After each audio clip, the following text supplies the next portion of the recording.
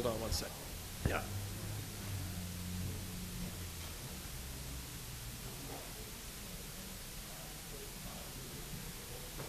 So, Council, take one. You want to take a join with? Yeah, all right. All right, item number one, this is a resolution offered by Councilor Michael McLaughlin that a representative of the Parking Clerk's Office appear at this meeting to discuss issues of parking stickers for commercial vehicles. Item number two is a resolution offered by Councilor John Leo McKinnon that Ms. Gregory, Dr. Easy, Mr. Luongo, and Mr. Sapino appear at this meeting to discuss the feasibility of a 24/7 residential parking program. Councilor McLaughlin. Thank you, Mr. Chairman. Mr. Chairman, I think we should separate these two items, seeing that they're going to both be of some discussion. If that makes sense, I think taking item one is most appropriate. And inviting our parking clerk, Joanne Gregory, at this time. It's at your will. The motion was made and seconded to take just one alone. All in favor? Aye. Opposed? The ayes have it.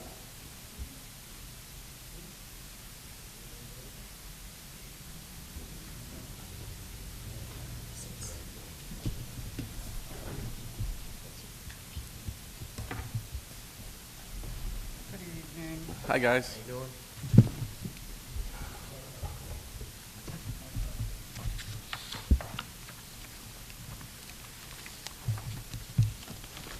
Mr. Chairman, thank you. I'm sorry, could you guys just introduce yourself formally for the record? I'm sorry, could you repeat that? Just introduce yourself for the record, please. I'm Joanne Gregory, I'm the parking clerk. I'm Chad Luongo, the Director of Constituent Services. Thank you. Councilor McLaughlin? Thank you both for appearing this evening. Appreciate it. Mr. Luongo, this is a conversation that you and I have had numerous amount of times, and I'm glad that you're here. But to you, parking clerk, you're seeing a lot of vehicles on city streets, and we've talked about this before. It's not something that we haven't talked about. You have a painting company, lives on a side street. He has 4 or 5 vehicles that his business is housing. His employees pick up the vehicle at 7 a.m. They put their personal vehicle on the street. They take their work van to work, and they rotate the cycle in there at 4 or 5 o'clock in the afternoon. Happens day after day after day.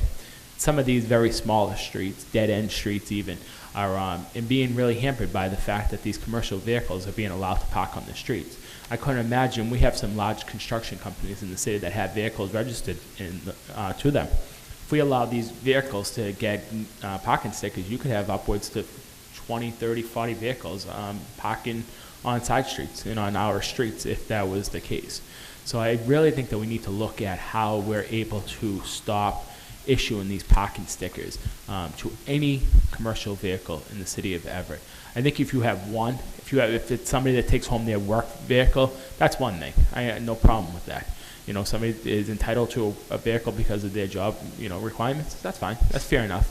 But when you start to do multiple vehicles for the same address, and you start to multiply that, maybe 1 or 2 to a street, you're losing crucial parking, and people cannot park on any streets in the city. And Mr. Luongo and I talk about this often, right? So we've had numerous conversations. Hack Street has been hampered by this. Bryant Street has been hampered by this.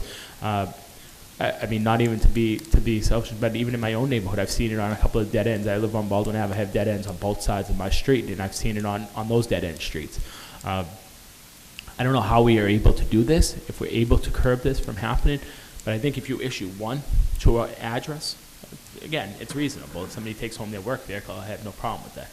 I just want to hear your thoughts and see how we can proceed to try to help some of these residents. I think the way that's happening now is the ordinance doesn't separate between residential and commercial, so some people probably are abusing the way it's written right now, so that is, we could reevaluate in the way we proceed further.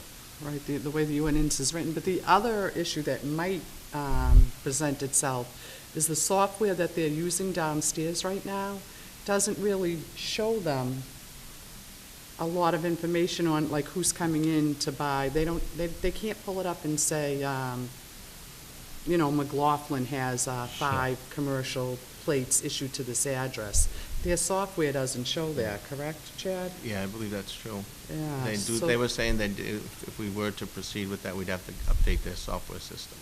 Okay, and I'll be honest, I would have no problem with supporting, increasing their software, and I'm sure a lot of my colleagues would. I'm in I think- agreement with you, just so you know, I Yeah. agree with you. It even happened on my own street, and then the gentleman wound up moving to a place that could garage all his vehicles, but Sure. he had 5 trucks taking up all the parking, and the neighbors wanted to lynch me, so I get it. Yeah, no, and again, so I think if maybe we send this to a committee to be able to look at legislative affairs, to be able to look at this, I'm going to yield the floor to my colleagues, but I'm glad that you both on agreement. Yeah, and Chad, again, I think the ordinance does need to be rewritten the way it describes commercial vehicles in the city, the way you determine commercial vehicles in I'm the sure city. you've got phone calls Oh, yeah, regarding all the this time. issue, All right, the time. numerous amount of times, right?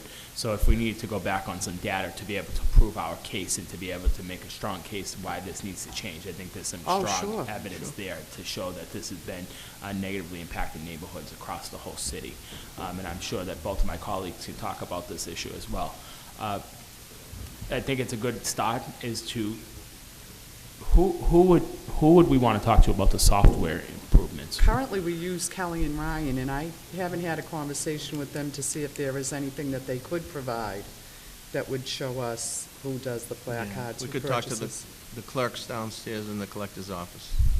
Do you guys, do We use either of Kelly you and guys Ryan think you could currently. just have an informal discussion with the clerks or Oh, yeah. Kelly and Ryan and see where we could go with that, and then maybe we could talk to the administration about securing those funds to be able to increase the software that we're utilizing, and at the same time, maybe send this to legislative affairs so that they can look at the language in the ordinance and see where it needs to be tweaked. I would assume both of you would be involved in those discussions, where you both were would be involved in implementing that. But I just think the time has come that, I know you don't want to hurt small business owners and you don't want to put, dampers on their businesses, but our city can't be their parking lot. And Right. we chastise, we make these bigger companies, be responsible to have an open air lot, like, to park their vehicles, any number of these construction companies. And I don't want to hurt any small business owner in the city, but I think it's reasonable to think that, you can't park 5, 6, multiple vehicles on the same address in your neighborhood. I don't know if our city clerk wants to. Yeah, you could probably put that language in the ordinance as well, in the residential parking ordinance. You could put language to that. I think I think it's the language that would state only one Vehicle. placard per commercial plate. Right. I is- think that's is a allowed. reasonable. I think that's very reasonable that you're allowed to take home your work vehicle. What Council Del Sol and I both do it, and it's reasonable that if that's part of your negotiate with your company. But I'll yield the floor to my colleagues. That our city clerk wants to speak. I'll obviously open the floor to our city clerk. Yes, just briefly. So obviously, you can send anything to the law department and I, and along with the parking enforcement, we can definitely strengthen up the ordinances, and I know we've discussed this in the past. But I want you to know, if a business has a home occupant permit, they're only allowed 1 commercial vehicle. So if they have a commercial plate and they're getting multiple placards, we shouldn't be allowing it. So meaning, parking enforcement Good can be point. cross-referencing it with me, because I have all the home occupant permits listed in my office. We can cross-reference it and work with them in the meantime to try to alleviate some of these issues day one, and then go forward with a stronger ordinance that and a better program, so tracking makes it easier. But today, we can do something. I do have many home occupant permits in the city that people come before me, have home-based businesses, and they're allowed to have 1, I think the ordinance is only 1, it could be 2, commercial vehicles. So if they have more than that, 1 or 2 vehicles, we can go around, discuss it with them, try to work If with there's them. I something don't, that you have that you can give to Yeah, them, I can, yeah, that they we can give them a look at packet when that they're, explains their home occupant rules, and a lot of them just don't follow it or don't read it closely enough, and I think that'd be one way to address it day one, until you get a new program, because everything takes, implementation definitely takes some time. You're not gonna just whip up, spend $50,000 or $100,000 on a new program day one, so if you wanna lead up to it, educate people and work with them, this might be a good way to do it. And I have no Advertise problem helping in the out papers. through my office. No, that's great information, Mr. Clerk. And I'm wondering if that is something that you could start to, I know you have a very heavy workload, and I don't say that jokingly, you're very busy, but I'm wondering if you could spend some time with the parking department and maybe going out and visiting some of these hotter areas. I have a couple of my own concerns, and I'm sure my colleagues probably do as well. So maybe if we gave you a handful or something of those, you could start with that over the next 30 days and see if we could start working with the parking clerk and start hammering on those, and then kind of expand from there. That would probably be real helpful to be able to help with some of those hot fun You have my areas support, whatever you need. in the city. I'll yield the floor to my colleagues. Another thing, too, we were talking about earlier about describing the commercial vehicle. If we're allowed to have, let's say, for example, a landscaping company, they have one vehicle per business to park out in the street. A pickup truck is bad enough, commercial, which is fine, but to have like a box truck or the big rack truck with all the tools in it in front of your house for 2 or 3 days, you're going over the limit of a commercial vehicle. With the dual wheels in the back, that's more of a box truck or a rack truck or even a dump truck that'd be out there. Isn't pretty for the neighborhood and pretty for the resident living there that it's in front of. Oh, I So, agree. I think yourself and the clerk we have a lot of work ahead of us to iron this out and get to where we want it, because once we write it, that's gonna be it, so. Right. He'll tell you that the commercial is a little vague. The ordinance on the commercial vehicles is, It is, Right. Yeah, so through the home occupant permit, I'm trying to pull it up, but there was a tonnage that they used. yes, I have it here. You have, yeah, so off the top of my head, I couldn't remember the tons. I don't know if it was 25, 30,000, 20,000 tons. Is it over 10? I honestly, I couldn't remember off the top of my head, but I do know it does use a tonnage. Can't exceed 22 feet in length. Right, yeah, there is Yeah, you have it some too. Yeah, he requirements, has right, it. yeah. There you go. So we can follow that day one, Yes. until we've strengthened anything that you'd But like. six, it's pretty clear with the six wheels. That is pretty clear, but.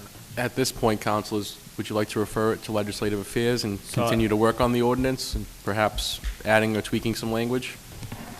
I think, and Mr. Clerk, you can advise me, Mr. Chairman, you can advise, I think if we were to leave this into committee for 60 days, into this committee in 60 days and work on notifying some of these individuals, what the ordinances on the books currently state, see if we can start to work on some of that. Unfortunately, I know we can't put this piece into 2 committees. I'd like to see an update of where we can go with this in 60 days.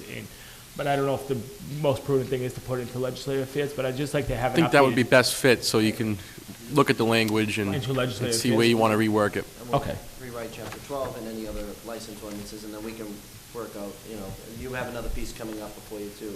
Okay, so Might then- be getting sent there also, so it might be a good time to do a comprehensive replacement of many of the ordinances. All right, so then at this time, I will make a motion that we refer this to legislative affairs to look at chapter 12. It's chapter 12, and then I don't remember the other Whatever the section, but chapters definitely are. chapter 12 is licensing, and then parking is maybe 17 off the top of my head. That's fine. Okay. We'll talk about it in committee. Refer to legislative affairs Chapter 18.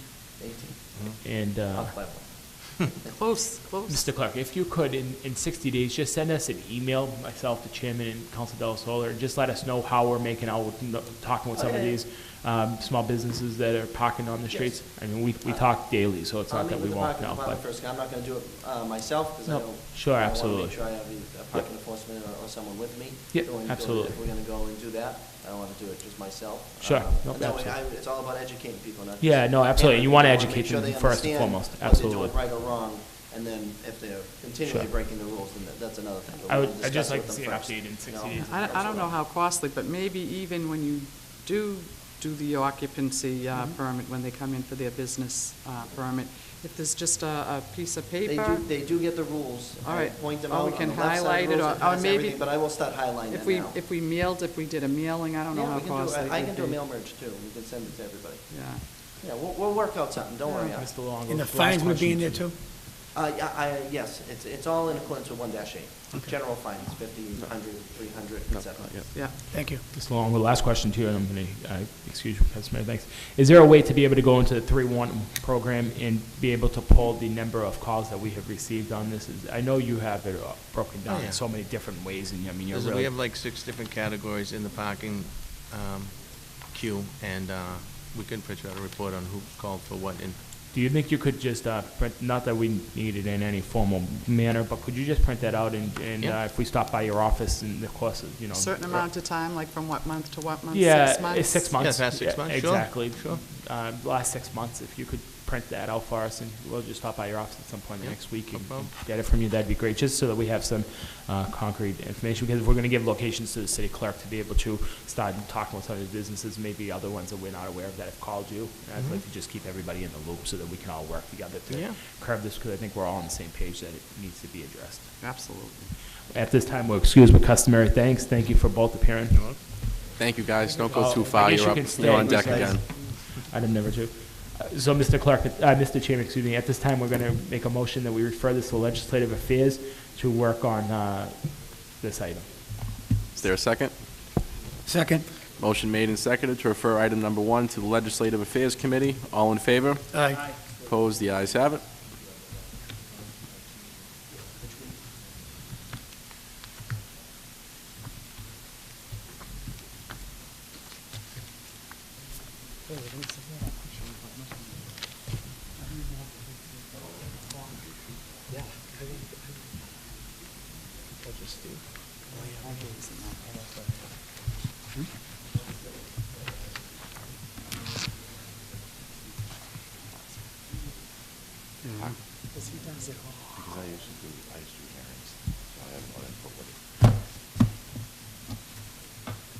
I just want to see you, Mike. All right, item number 2. I'm going to reread this. We already read it. This is resolution by Council John Leo McKinnon, that Ms. Gregory, Dr. Easy, Mr. Luongo, and Mr. Sapino appear at this meeting to discuss the feasibility of a 24/7 residential parking. Mr. Chairman, can we invite up the sponsor of the piece, please? Councilor McKinnon?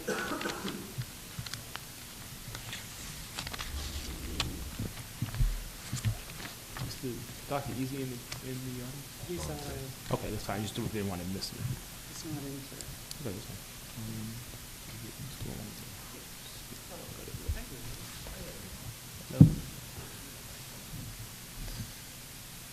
Councilman McKinnon, City of Everett, 27 Newton Street, Everett. You can start off, Counselor, as the sponsor. Feel free. Yeah, I was looking into feasibility of the 24/7 residential parking program. You want me to keep going? And I wanted to have input, because it's just a feasibility study at this point, and I wanted to have input from Ms. Gregory, Mr. Luongo, Mr. Sapino, and Mr. Easy. So that's why I'm here. Thank you. So that pretty much explains the program that Somerville, Cambridge, and part of Boston is doing. Chad put that together himself. And reason why I'm asking for it is because I believe once we're going to be impacted by the casino, once that does actually happen down there, there'll be actually flooding into our streets and parking here if we don't have a program over the weekends. So it may be very tough for parking and parking issues as well. I believe truly when this was first initiated, it should have been 24/7 when it first started, so.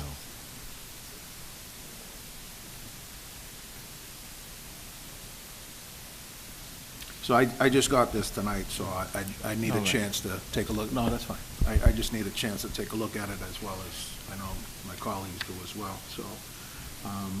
But I welcome any input that you would have. I know there's other issues that are actually out there. Could you invite Mr. DeSisto up too, as well?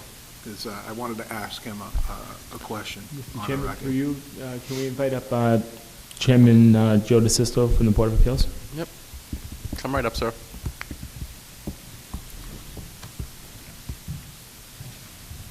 Joe. Just got to hit the button on that microphone to turn it green. Through you, Mr. Chairman, to Mr. DeSisto, I'd like to ask him what now is transpiring within his board now on this issue, and if he has any conversation on it, I'd actually like to be having this part of the minutes. Okay. As of our last meeting, we approved a building with 0 parking, and we were informed by the building inspector that the board now has a right, I don't know if now or always had a right, that we could put an amendment onto any variance that was passed, that it would prevent anybody living in the facility from receiving a parking sticker. So you can now, according to our building inspector, we can now have a facility with apartments, 0 parking, if we approved it, and that we could prevent anybody in there from getting a parking sticker. Mr. Chairman, can we invite up the mayor of Mayor Di Maria?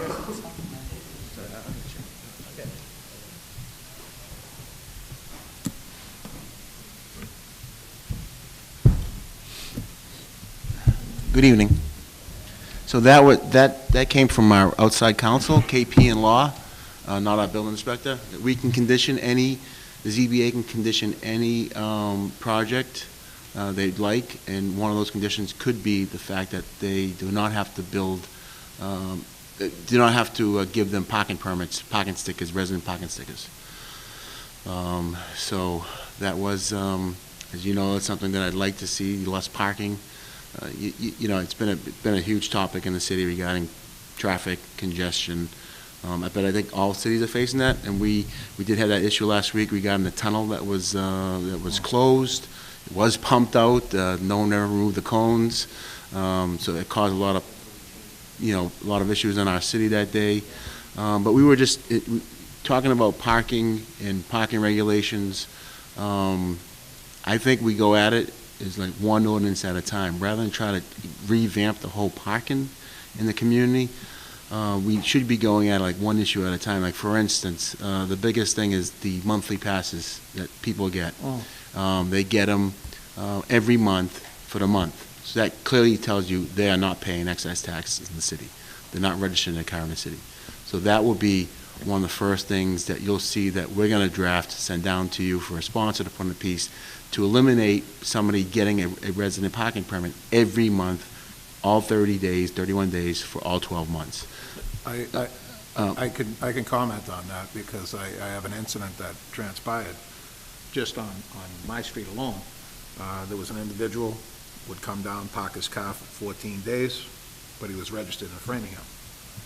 He's not paying taxes there, but he's still here 14 days, then he'll come, he moves his car to the opposite side of the street, and parks in front of somebody's house for 14 more days.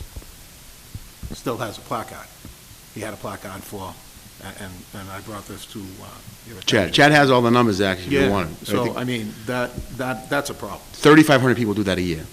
That is a right problem. now in the city, year to date, which is alarming. That needs to be addressed, and that's part of it right now. That's that's why I wanted to do a feasibility, so we can get input from all these people. So I think what would be good is if this is the proper venue, or send it to, like, we could have a meeting in my office or whatever it may be on with, if you want to appoint a special delegation from the city council to work with. I know former Mayor Hanlon and former Mayor Ragucci would also want to be part of that conversation. Maybe we can bring in some traffic and parking experts. But we've come up with ideas. Like, for instance, I know lots of residents, lots of people come into the city and park their vehicle in Everett on a side street, and either will hop on the bus, and especially when we do connect to Sullivan Station, which we will be, and connect to a Silver Line or a Purple Line stop or a water taxi, which we will happen in the next few years. It's going to be more desirable for a lot of people to do that. So we were looking at, but you don't want to prevent someone who works at St. Anthony's School, all right, who doesn't live in Everett, for not parking on the street. So come up with a, rather than just a meter sticker, come up with a business, a temporary parking for the day pass, right? So you can park from the hours of 6 a.m. to 6 p.m. So because there are people who work in the city who will park off street, not in meter spots because there's maybe not enough meters for them, or they don't want to buy a meter sticker.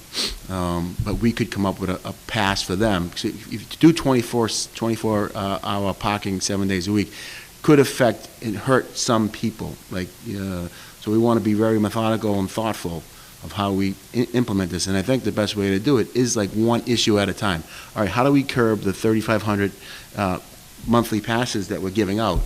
How do we stop someone who's not registering their car? So that's one way we can do that. You could no longer get one every month for 12 months. You can, my car goes in the shop, I need one for that month. All right, you get it for a month, you get it for 2 months, 3 months, but you can't get it for all 12 months.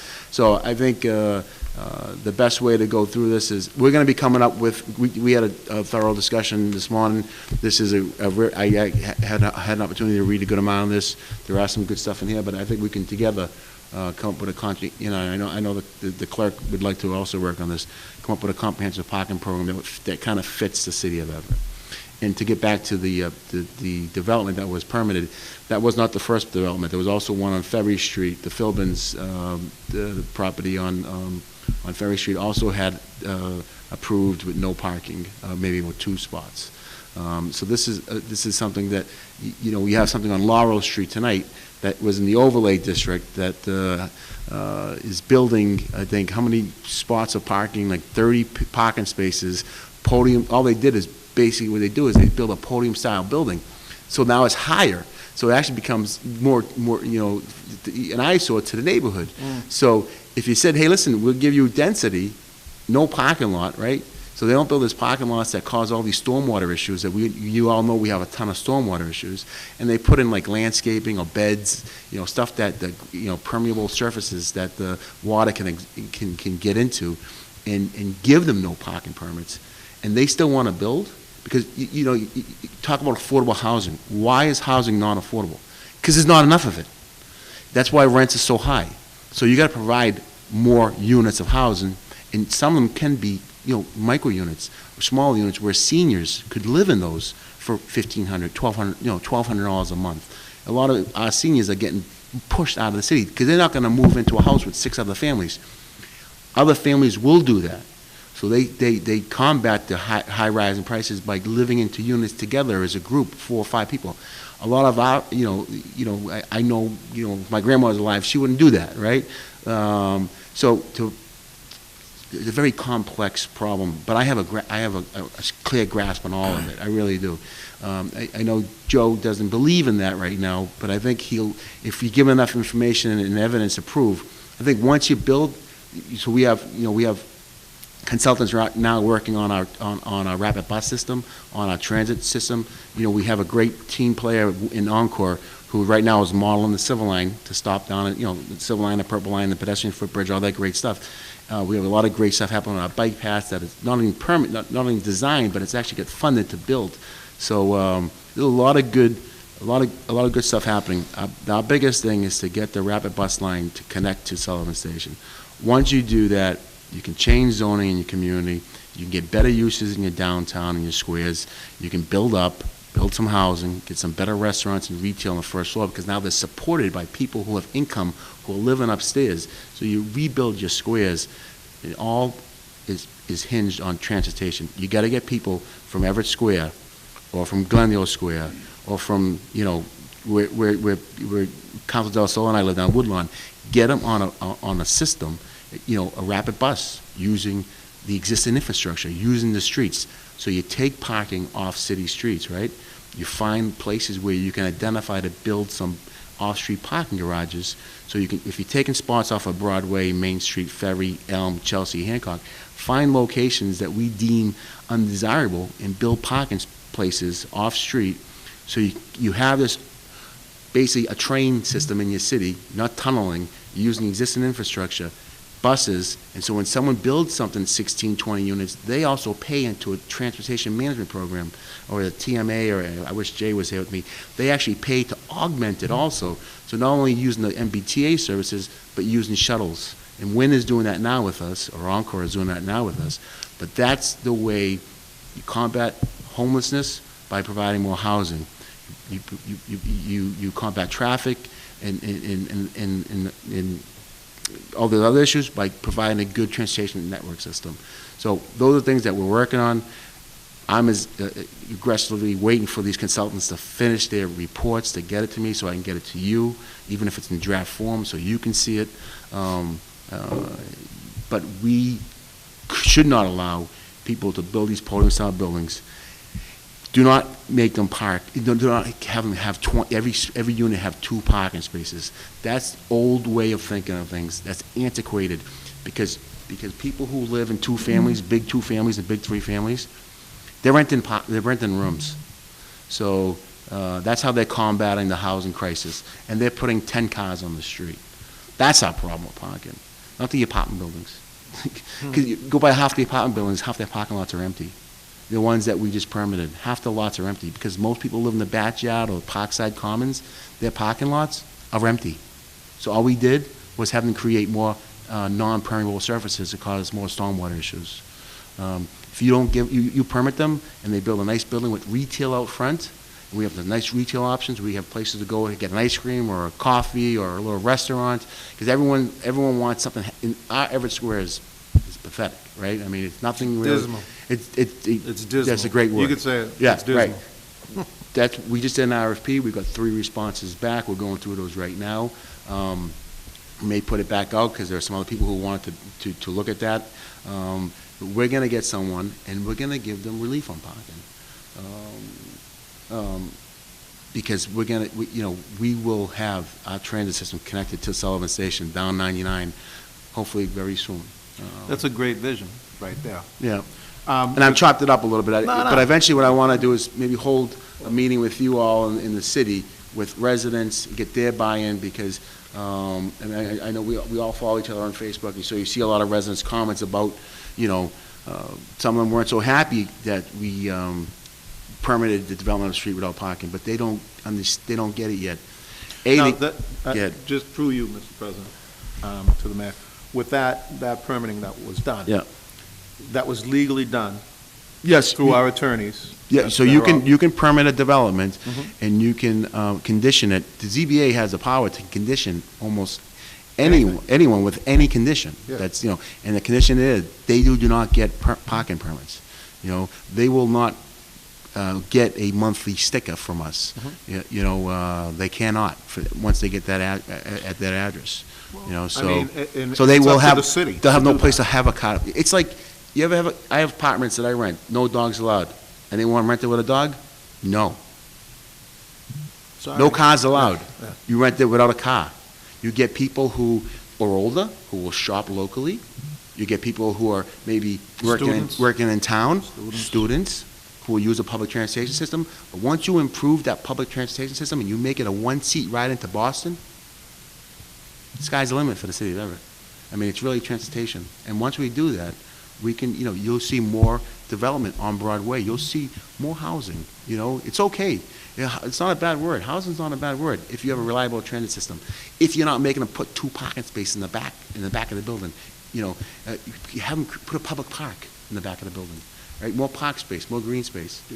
Give them a reliable transportation system, which we're going to build for them. Because we are the first city. Once we do it in Everett, it's going to happen regionally. I mean, the secretary herself is excited. Because she knows once it's built in Everett, Malden, Melrose, the other communities at 99, they'll build it too and they'll follow. Gary Christensen and Malden is excited for us to get it to Sullivan Station, because he knows he can then tie it onto his city. And, so you're saying, I know Councilman Capone has a piece on the calendar for Monday night. I want to come, be more prepared, talk about the possibility of doing it on the reverse side. I really don't want to do it yet. It's not because, I know Jay was quoted in some national magazine that we're taking our time. No. I want to get it connected to Sullivan Station. Once it's connected to Sullivan, then we'll do it on the southbound side, and then we'll look at locations to build some parking structures, maybe where Rite Aid is today, who knows, right? It could be anywhere. And then we'll take parking off of the major streets all day long, right? Mr. Mayor, I think Joe had a question. Gentlemen, I love the vision, Mayor. We're 24-hour parking guys. That's the stuff. I love the vision. Yes, I thank you. support it wholeheartedly, but I had to really win. let's get moving. Just one thing. Mr. Mayor. I am not opposed to what the mayor was recommending. What I said at the ZBA last month was that under Massachusetts general laws, the board is obligated to comply with the law, that individuals are granted a variance based upon hardship. Okay? And based upon, when we look at the hardship, You mandated the 2 parking spaces, not the zoning board of appeals. So when an individual comes before us, they have to tell us, I need this building with 0 parking because of hardship, not the mayor's vision. And again, Mr. Mayor, I'm not opposed to what you're saying. And you mentioned the Philbin property. The difference with the Philbin property and the other property on Broadway, parking was not an issue. It was a special permit. Parking was not on the table at all. We couldn't even discuss parking. If parking was on the table, Why was it parking on the table? because it was That's- increasing the non-conformity. Parking was not on the Yeah, issue. but you increased in the non-conformity, you gave them the ability to parking- build units. Gentlemen, this isn't a Right, right, ZBA right. meeting, please. Right. Yeah. You s- Thank you. Mr. Chairman. In all matters with traffic is solely under the jurisdiction of the Traffic Commission, so. Regarding the Councilor traffic, McLaughlin? I'll ask the mayor these briefly. Mr. Mayor, 24-hour parking, I think is really something we should look at sooner than later, because as we know, the casino's going to open shortly. I've heard that there's a proposal to maybe put a few hundred cars down at the GE site by them, so they're concerned that there's going to be a few hundred additional spots versus what we've already gave them last week at the 800 across the street from their site, that they're looking to park somewhere on their site. If we don't have a 24-hour parking sticker program in place now, those few hundred cars, if they're not granted to go down to the GE site or they're not granted to go somewhere, they're going to go on our streets. That's where they're going to end up being. So I'm wondering if, even if in a neighborhood or in a section of the city, can we do a 24-hour sticker program temporarily because of what we know is coming down the road, which is the casino site. I know you've probably heard that same topic about the parking down at GE, maybe you have a few hundred spots down there. Have you thought about that, maybe why we work on all these other things? Can we zone one area, which would be around the casino site, to do a 24-hour sticker program so that they're not hampered in the village and Yeah, down here? I think we're doing it now at the Whidden Hospital. We do it now at the Whidden, up in Fremont, Garland, and those How's streets. that working out? It's working out great, but there is a piece on the calendar by Councilman Marchese to get rid of it on Mount Washington Street from Maple down to Elsie. I just want to see, maybe it's not a problem where it's affected, and maybe it's affecting it negatively. So mostly the parking problems usually at Fremont and Garland and Harvard because people are using the hospital. Yeah. But it's been working good in that area. We have no complaints, but I do want to hear what the sponsor has to say Monday night about that. So yes, and I do know about the proposal for the GE Parkland. And that's a draft, it's not a proposal. Yeah, It's not right. even, I So, don't want it to yeah. be going on And that's, the record. if there is something there, it'll be short-term, and it's short-term The fact of the matter is, there may parking be for additional employees. cars Right, that are yeah. gonna trickle It's an off employee of their site. overflow parking lot, until they redevelop the rest of 99, where they build more garages or space My and other question stuff. to my colleague, But his question was, would I believe on a 24 parking point? We actually have the most important part of the day covered, right? Overnight parking, Mm-hmm. which is where you would get most of your people, the abused. weekends, that's what I'm looking at. Weekend days and. That's yeah. what I'm looking at, weekends, because once, and this is going to you, to your question on it, is that. I Yeah, someone believe- comes down, they can't find a spot, they're I gonna believe park if they- on Main if they Street can't- and walk down. If they can't park down there, in that blocked-off zone that we're Yeah. gonna do, they're just gonna move out of the zone and then Uber there, or whatever they're gonna do, but we're gonna get inundated with cars, I would think, Oh, yeah, you know? it's gonna, And mean, I don't- I I think don't know if we if, do you it, know. we do it the whole city. Thankfully, but I just think temporarily, thankfully, the mayor's neighborhood, Council Del Sol, yours is probably gonna be a third or fourth zone out. Yeah. Main Street's gonna be Yeah. hampered immediately, They're gonna right? get, Yeah. they're gonna get hit. It's gonna be Lower Broadway. if yeah, Lower we should get Broadway's something in tied up. place before the resort opens, I agree. And if Great you just idea. looked at the Main Street corridor and Yeah. why we're working through these other Yeah. things to Yeah. try to get that in. Yeah, I think being proactive is We definitely should have did this the from the get-go. approach to take. Well, We should have. we have time, I mean, it's. Can we work on this, Mr. Yeah, Mayor, I to be think, able to- I think that, yeah, if we set a working committee, can you do that? Can we set a working committee with the mayor's office? Perhaps we refer it to the piece to the mayor's office, and maybe Mr. O'Donnell or someone can kind of put together Johnny, a group. Without violating open meeting laws? City council does not have the authority on this issue. It's the traffic commission. Traffic commission.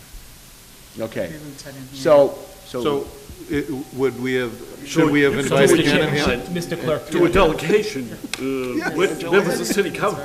So, Mr. Chairman, through you to the city clerk, this has been one of my biggest pet peeves, right? Is that we kind of totally walked away from our traffic commitments when we relinquished it to the traffic commission solely. another We thing used we to should have have it a much greater influence in traffic in the city. Well, the good thing is they And I'm work on the wondering stuff that if- you probably don't want to do, like the. No, and that's fine, I was just you gonna know, say, and I wonder Right. if there's a way to be able to have middle ground, so that they Well, can I- continue to work on the things Just a that- question through the chairman to the clerk. If we were to have a working committee and then propose our work to the traffic commission for a vote, Oh, absolutely. Like you okay, You had mentioned do like a special delegation. right, You could do that. right, and then refer our findings to the traffic commission yes. for a For vote. their Yes. approval. Okay, Right? so why don't we, They have to approve it? so why don't we do that? Why don't we do that's that? what we do that. So, we'll, You make a motion here, Mike, you set it up, right now. Motion would be to refer it to the mayor's office and have them put together a group. okay. And, you had to point, I would say, a few members from the city council to this, and, Can, all right, I got a question too on that. Councilor McKinnon? Um, It would be the on president, that, not it would not be the myself. president, correct? Yes. Or would it be the chair? All right, so it's the president. Okay. I have a question on the units right now that have parking and have the stickers. What happens when it comes in effect? These people that have cars, they only have 2 parking spots at their condos, let's say, and they have 3 cars, and they've been getting stickers all this time. What happens to those cars once this goes in effect? say it again. So a property now that has. Let's say, they're not gonna be grandfathered in. We have units right now that are overcrowding the neighborhood already. Like a regular two-family house Right. in the neighborhood that has, well, they probably weren't conditioned to have parking spaces, because, Right. like, And my we house, just your been giving them house. out freely, like, not against anybody, just, we're giving them out because our computer system doesn't track 5 people having 5 cars in I each think unit. they would be grandfathered in. Excuse me one second, too. I think what's happening with what you're saying, is, like the mayor said earlier, with these 2 families, okay, you'll see a bunch of cars because a lot of people are getting 30-day passes Right. because they're renting rooms. So Right. so a 2-family, they might just say have 3 cars, now has 7. Right. Because they're renting rooms. So I think, like the mayor said earlier, if we start methodically, but we start with that 30-day pass, we're gonna see a decrease just from that alone. I really think that. And that's just from my years of doing hearings. Chad does hearings all the time. It's always that 30-day pass issue has been a big I think We're also going to condition those passes that you have to fill out the census form too, to get a And pass. the new system, like we were saying, when it comes in effect, it would Shows red where you flag are. those registrations. Exactly. Yeah. It should be everybody at that point. I hate to get off track, I'm just trying to, So what Council Del Solar is saying in item number 1, we talked about maybe improving the software program system, but that would be to track commercial vehicles. So if a small painting company has 6 vehicles in one address, we know that they, have 6 residential stickers currently, and we're trying to limit that down to 1 per a household. So if somebody brings home their work vehicle, it's okay, but not to have 6 or 7 stickers on some of our side streets. Mayor, I know you hear it as well. There are small companies are bringing home their work vehicles, they're parking overnight because they have a sticker. The employees taking the work vehicle to work all day, parking their personal, it's a rotating issue. And I don't really have a problem with that, to be honest with you, because the city has a lot of small business, a lot of companies, as long as these aren't like, 8 wheels plus, if they're a regular, 4-wheel vehicle, let's say I have my dad is a construction company, and, he runs a construction company out of his home, and he has, let's say, 4 vehicles, 4 pickup trucks, and he has stickers for them, and he parks in the street. As long as they're not those commercial vehicles that have 8 wheels plus, I don't see it being a problem, because with a lot of our constituents we're gonna run into, they can't find spaces to even find commercial space to park their vehicles. As you know, the prices of property in Everett are skyrocketing, especially in a lot of the industrial areas. We would essentially, by doing something like this, I don't have a problem with someone who's got a business in the city and he or she registering his cars and everything, because you know what? They're paying taxes to the city. But Mr. Mayor, what's happening on small streets like Hatch Street and other streets, you only have 6 spots on Hatch Street. Yeah, no, for I example. get it. They're taking 5 out of those 6 Yep. spots. And now that whole street is blocked off to any resident having a visitor, having any access to any possible. At nighttime, because on during the street. day, they're out, pretty much they're working. Exactly, on Yeah. nighttime. So Yeah. that's what's happening on some of these small streets. I mean, you could take that same example and say Marchese Construction, GTA, any of, Boston Coach, for example. They could get residential stickers and park 50 vehicles on the streets, at that case, if it was under a 6-wheel dump truck. Right. They could empty out their yard, get 40 residential stickers and park all over the streets in the neighborhood. And then you would have a serious problem.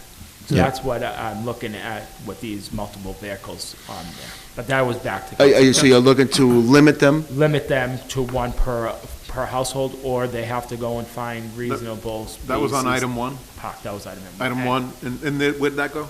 That I the went to committee, legislative- but I was just bringing that back to Yeah. go back to Council Del Sol's point, which was the software improvement was just for the commercial vehicles, not for, if my house, we have 5 cars in the house because we have 5 drivers. Right. It identifies those, or, the mayor, Council Del Sol's house, any of our homes have multiple vehicles in them. That wouldn't be that. The 24/7, I don't, as of right now, I don't agree with the weekend. Counselor, we're gonna put together a committee on this as Yeah, well. let's and just get into a we committee, I can agree. work out all these kinks. Yep. Me, Mr. Chairman? Sounds good. The only reason why I put this together is because I wanted to see certain things come into light before that thing opens down the Absolutely. street. And I wanted to see certain things which they're addressing now, which is the placards for non-residents that don't live here, don't pay taxes here, but they're still parking here. Yep. They're already hitting it on the head, so. Yeah, you'll see I'm that one coming down to Yeah. you soon, maybe I not mean, your next meeting Monday I'll night. wholeheartedly get up and say my piece on Yeah. that, because I agree with it 100%. But I wanted to take a look at this, and if we could just, we could talk about this all night. Yeah, we're not, and we're You not know. too far from making quick changes and getting all done. So, but I look for, we will set that meeting up. We will talk to Councilman Napolitano. You're gonna refer it to him, I'm assuming, refer it to us, and let him know. We'll take care of it. Yep. Mr. Chairman, my last question on this is and it's going to be brief, yes or no. The monthly passes, can we limit those to just 30 days and not have a renewal process, so nobody can get a renewal unless they come in and give a case of, like the mayor said, maybe their car's in the shop and it took longer to get an auto body shop to repair their cars. Can we do a 30-day with no renewal? Well, that's and essentially, temporarily that's until we- essentially what we're gonna look into doing. And, with the exception of, like the mayor said, if someone has, gotten in a bad accident and their car's gonna be out of commission for 45 days or something like that. But if, let's just say you, Councilman McLaughlin, you come in and you say, hey, my name's Mike, here's my register, I want a 30-day placket, that's it, you get that 30, and we'll limit it somehow, like whether it's, 1 every 6 months, or, 1 every few months, you know what I mean? Because, again, I really strongly believe, once we get a good grip on that, you're gonna see a lot more spots there. I agree, and I was surprised to see the 3,500 number. I And didn't it'll realize it was actually that help- high. Year to date, not even a And to whole be year. honest with you, Mike, and we discussed it earlier, it'll also help the task force going after the, illegal rooming houses. Yeah, absolutely. So. Is that something that we could try to implement temporarily just now on your own recommendation, Mr. Mayor? Can you start tomorrow? Can you just say that we're going to do a freeze for anything over 30 days? So if Chad DeLong comes in for a 30-day pass, he gets 1 30-day pass and not an extension, unless he comes in and gives a reason why he needs that 30-day pass. Is that something you can implement just on I don't your think own? we have a Sorry. policy in place, or maybe, it might be just a policy change. We'll, you know what, I don't even know if we Is have to it do in an an ordinance I'm not change. sure if the software down there supports it from what I understand, but that could be a very quick fix. Yeah. Through City Hall systems, Kelly and Ryan. Right. Could be a very Is that easy in ordinance, fix. I got a question for the It's just a chair. Is that in conversation. ordinance form already? Because if it's in ordinance form, doesn't it have to come back? I don't know I if the can't answer 30-day that right parking now. permits are in a Is city it part ordinance or of not. I think it's just, is it? They are in chapter 18, I think. Are they? Maybe. So let us look at that. That was something we're gonna propose anyway, so we'll, The placards right here. yeah. Well, It's already, Yes, it it's, is. so we'd have to amend it. Utility bill. Mr. Mayor, Yes. not only do we want traffic to take a look at it, we want these people involved with it too, because. Oh, yeah, they'll be they involved in- work yeah, right. Hand in hand with it every Right. day, so. Yep. That's why I was, I'm also on the traffic commission, so you're stuck with me. there you go. That's why we brought you here anyway. So we'll excuse with customary thanks. Thank you for appearing tonight, and we'll make a motion to refer this to Mayor DiMaria for action to be taken in the next 14 days or something. Well, set. you gotta send it to Peter as well, too, right? No, we're gonna send it to the To mayor, him, and and the then mayor's he's- gonna work okay. with our council president to set up that Set up special the task force of calendar, work and no. study. Thank you. Thank you, everyone, very much. Why, thank you, Is there another Council. piece that you want me for? Motion made and seconded to four. refer this piece to the mayor's office. All in favor? Aye. Opposed? The ayes have it. Mr. Chairman, can we make a motion that we take item number 4 off of the calendar, seeing, Yeah, you know why? Is, we're gonna need for all the council, so just. I'd second that. Motion made and seconded to take item 4. All in favor? Aye. Opposed? The ayes have it. All right, item number 4. This is a resolution by Council McKinnon that the mayor and the chief of police appear at this meeting to discuss the creation of a reserve list for the police department. Council McLaughlin? Mr. Chairman, thank you. I'm going to ask a procedural question before we get into this, which is that, do we have the authority or permission to go into executive session regarding this matter? Because I think this may be something that should be discussed in the executive session. What one are we on, Mike? Item 4. Oh, okay. So by open meeting law, you'd have to post this prior. You'd have to give the residents 48 hours notice. So it has to be on the agenda, posted as an executive session item. Otherwise, you cannot go into executive session by Mike, law. I got something out of anything, if you want. Okay, that's fine. I'm concerned about discussing this. I'm obviously not the mayor's here, but I'm concerned about discussing this openly tonight. Could you But we can invite the up chief? our guest, obviously, and we'll start. Hi, Chief. Invite Chief Mazie up, please. Chief Mazie, and is there asking for somebody from the patrolman union representative? Is there somebody here from? I don't believe anybody's. No, is there somebody here from auxiliary police?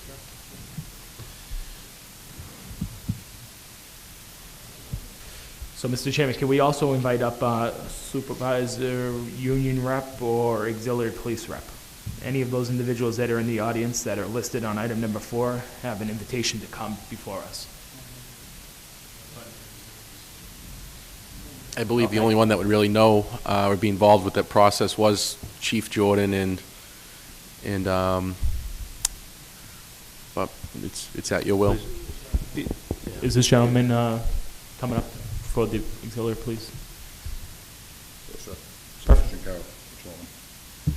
Okay.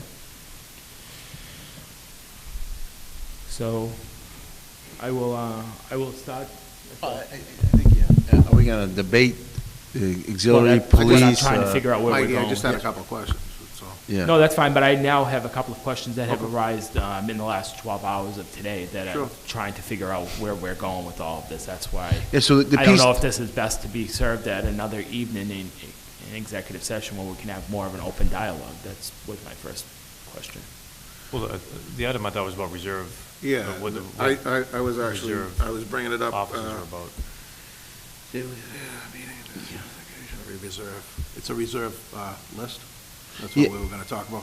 yeah, I don't think, are you the appointing authority for the auxiliary police, or are you the, I am, correct, yeah. Yeah, I am the appointing authority for auxiliary police, so I can speak about the auxiliary police. I don't think we need anyone from the auxiliary police to speak on any matter right now.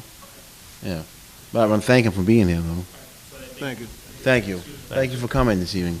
but, I think Councilor Napolitano was supposed to be added as a co-sponsor of this piece, too. He is here if you want to come forward, Councilor. We'll make a motion that we invite up Council President Napolitano as co-sponsor of the item. Second that.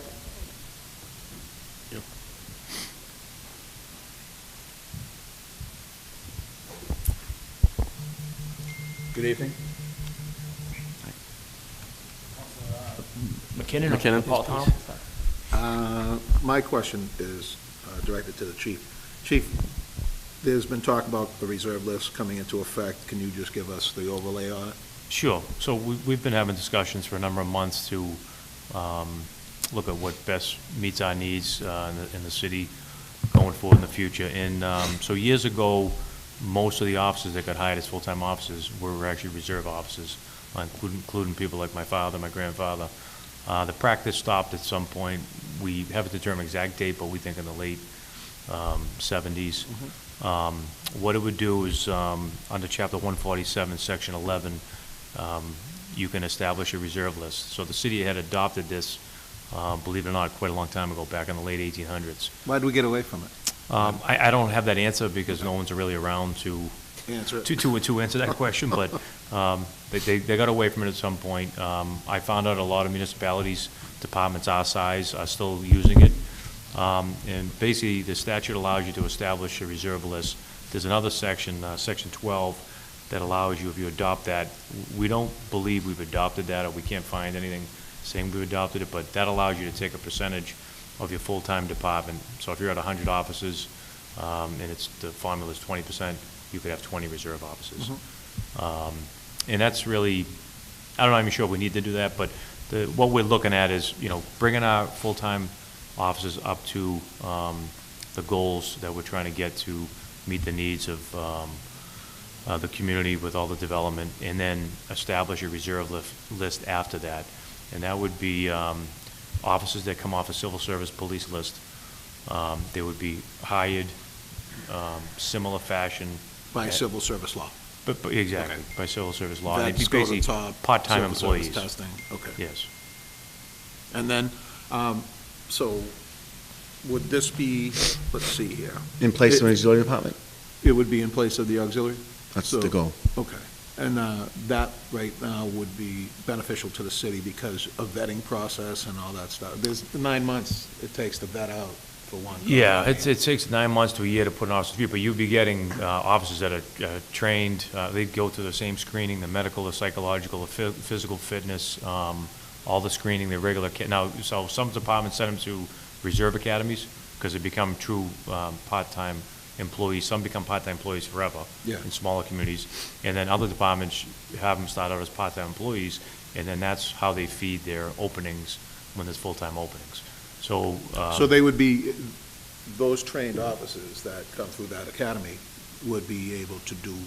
There'd be Yes. police officers They would be- waiting for the next time to fill, To get until into a- we need a full-time police officer to take a sworn, in the department. they could still do But they still detail. have all, yeah, they can do everything. They could do, they're not allowed to work more than 30 days a year. You can't use them to replace, you can't use a part-timer to replace a full-timer. Yeah. But you can work up to 30 days a year, plus those additional, like, for example, all the extra work that's going on, they could fill those. So for example, in the summer months, we would use, by policy, and we've talked about this extensively, all of us, including the unions, like, for example. Unions are on board with it? Yes, we've talked to the unions about potentially using them to fill some spots. For example, summertime, vacations are high.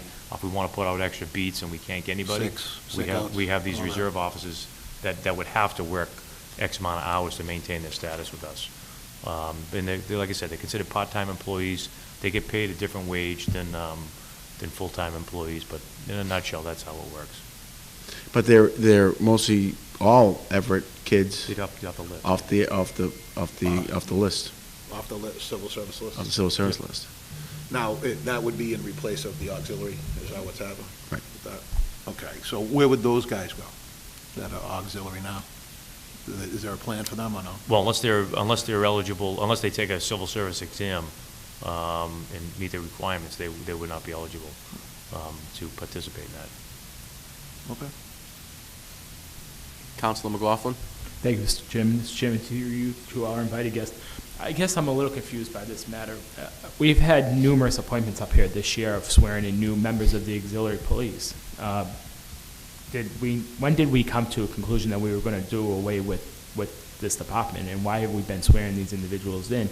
I have numerous emails, as I'm sure you both have seen, from individuals stating how they've had to go through a training program, they've had to do a certain amount of hours for their training purposes, and I'm just wondering how we even got to the conclusion that we should eliminate the auxiliary police department, because I think they serve a purpose in the community. I think that it's unfortunately not always done the best discretion, but I think they have a great purpose on our community events that we host. We're seeing every day police details that aren't always necessarily filled and so forth. We can use that manpower elsewhere in the city of Everett. And when they're pulled away to do a community event and they're not being able to be utilized on rotation of filling a police detail or doing police work, I think that the auxiliary police, and it's cost us nothing versus having this reserve department that, and now we're going to hire X amount of part-timers in the reserve department. So now, increase becomes higher, our cost to run this department now it significantly increases because we have to pay these individuals versus having these individuals as volunteers. So I was just kind of wondering how we even got here in the first place. It's all about liability.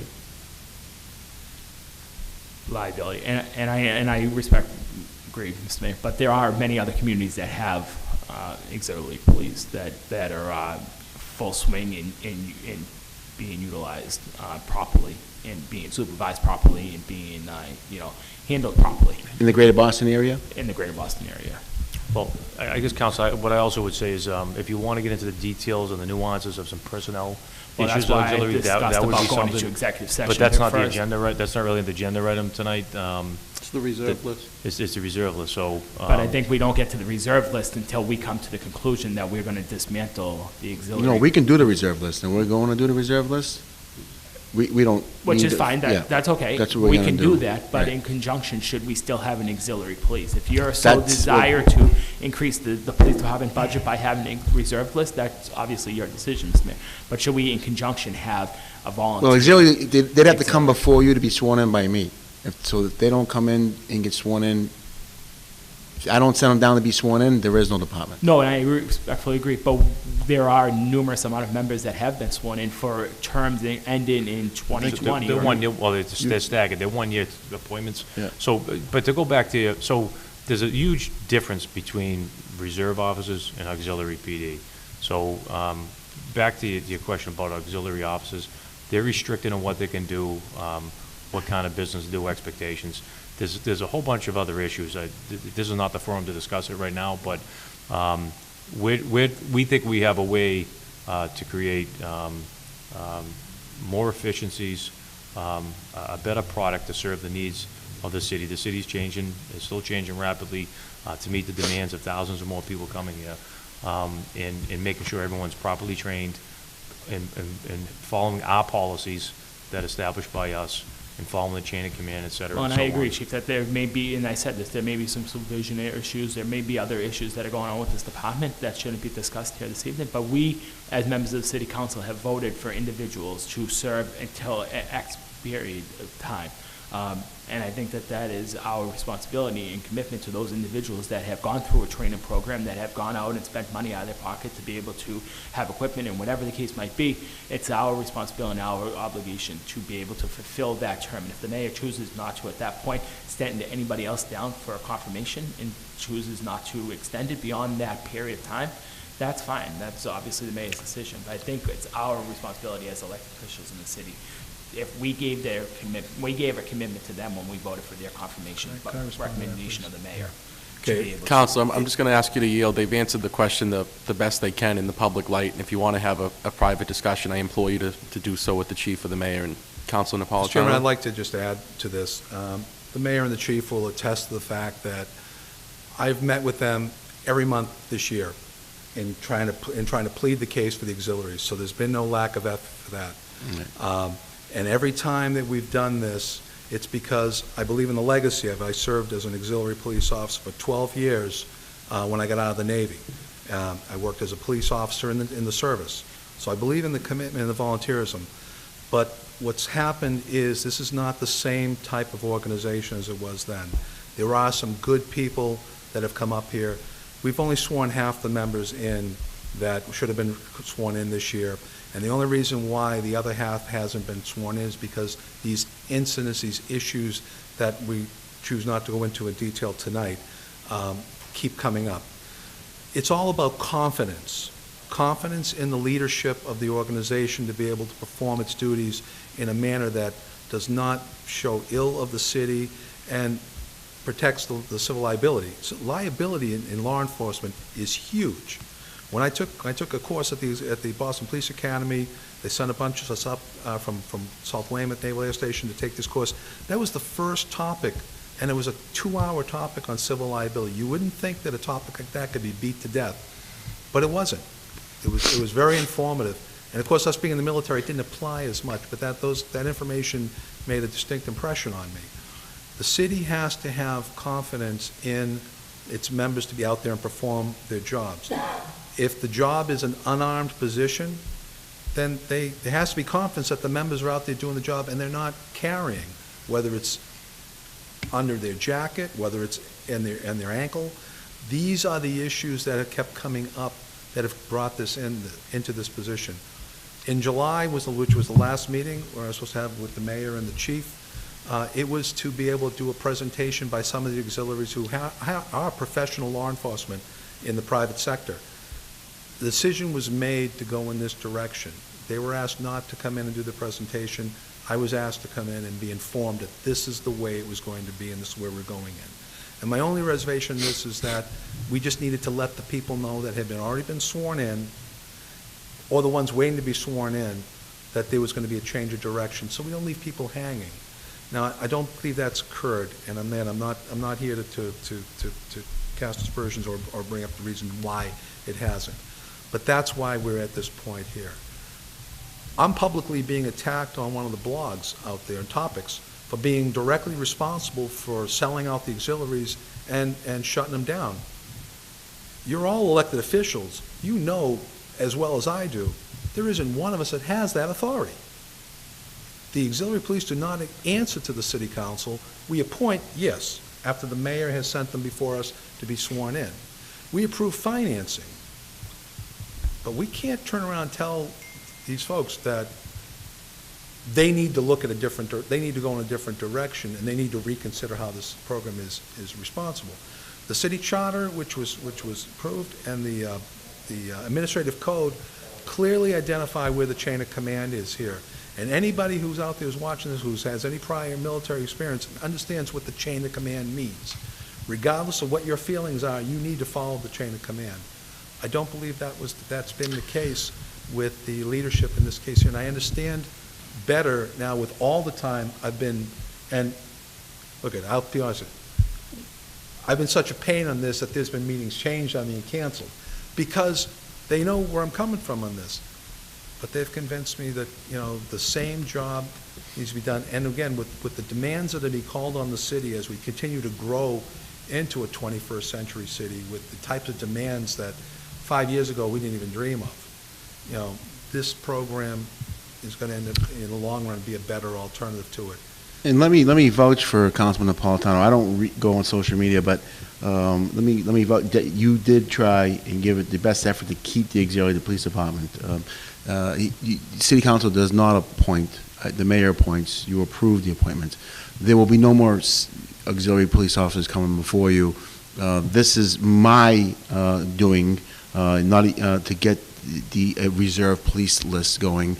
I look at it almost as a cadet program. These will be young men and women who are on the list, who may die on the list someday because they don't have the opportunity to get on.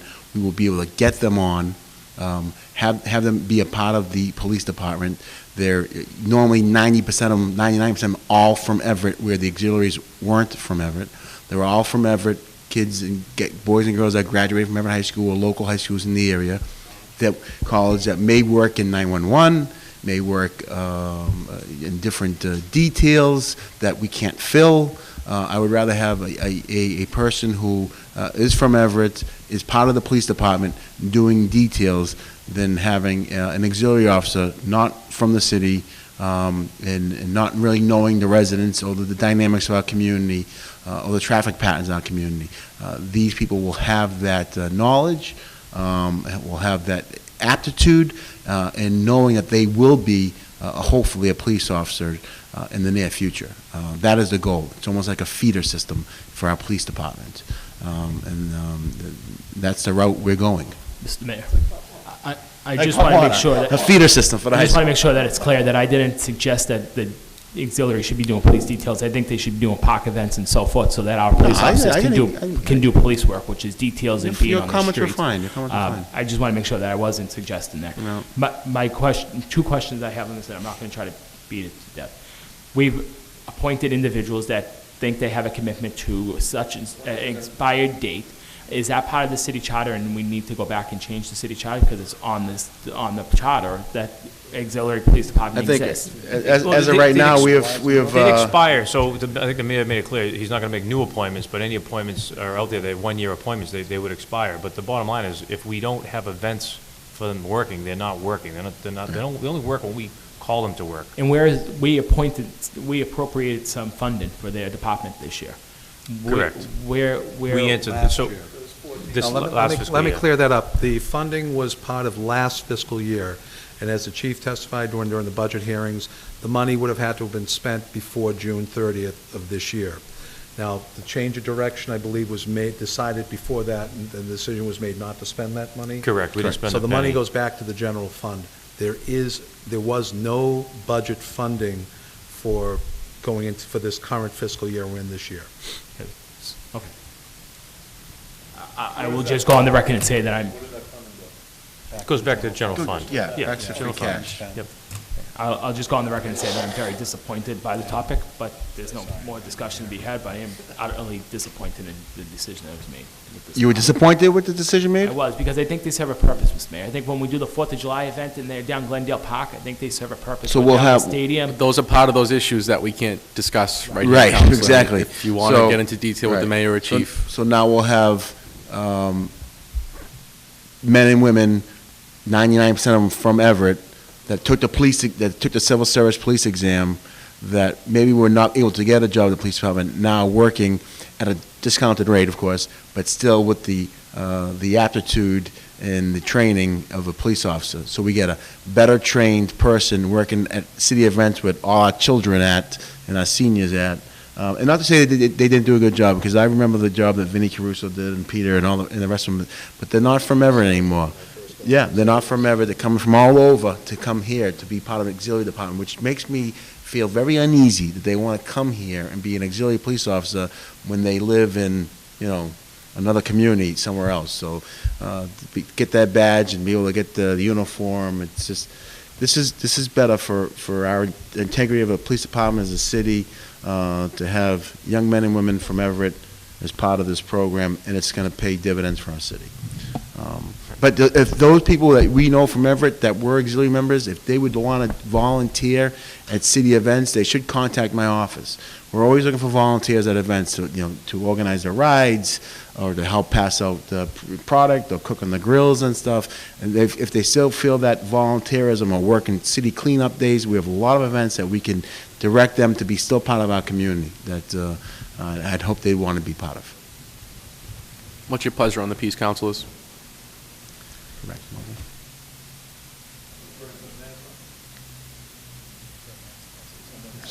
Yeah, correct, yeah. I think it's motion to refer back to sponsor. I'm not sure there's any more discussion to be had. I'd second that. Thank you, everyone, for appearing. Motion made and seconded to refer you, the item back to Thank you. sponsor. Thank you. All in favor? All right, Opposed? The ayes have it. Can I, Mr. Mayor, can you stay, I don't know if you have time. number 6, Item number 5. number 5? Yeah. I think there's. You're welcome, you're welcome.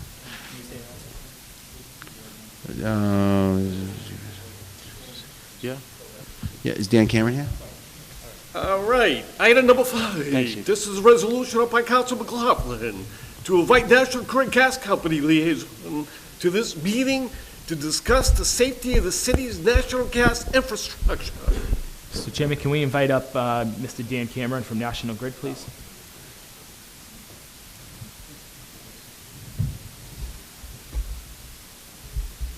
Okay.